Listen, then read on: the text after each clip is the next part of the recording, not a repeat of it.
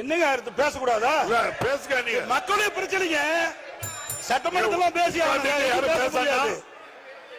தயவுசெய்து அமைதியா இருங்க, உட்கார்ந்துட்டு பேசணும். நீங்க மாண்புமிகு பேரவைத் தலைவர்களே, நான் அவையுடைய கவனத்திற்கு கொண்டு வருவது, இதையெல்லாம் முன்கூட்டியே நடவடிக்கை மேற்கொண்டிருந்தால் இவ்வளவு பிரச்சனை வந்திருக்காது, மக்கள் போராடி இருக்க மாட்டாங்க.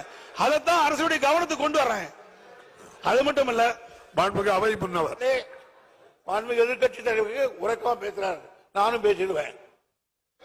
ஏற்கனவே இந்த திட்டத்தை எல்லாம் நாங்கள் முயற்சி எடுத்து மத்திய சர்க்காருக்கு தெரிவித்து அவர்கள் ஆன காரணத்தால் தான் இந்த தீர்மானத்தை கொண்டு வந்திருக்கிறோம். ஒண்ணு ஜாதிக்கு படியில இப்படிதான் பேசி ஆகணும், வேற எப்படி பேச முடியும்? என்ன பேச முடியும்? உங்களுக்கு சரக்கு இருந்தாலும் பேச முடியும். நீங்க முதலமைச்சர் ஒன்றுக்கும் வார்த்தையெல்லாம் பயன்படுத்தாண்டா. அது முன்னாடி இப்படி பேசுற என்ன அர்த்தம்? நீங்க சரியான முறையில் ஊழல் என்ன சட்டமன்றம் தானே, ஒரு மூத்த உறுப்பினர் மற்றவருக்கு வழிகாட்டியா இருக்கணும். அதை விட்டுட்டு ஊழல் என்ன, இதுக்கெல்லாம் பயப்பட மாட்டாங்க.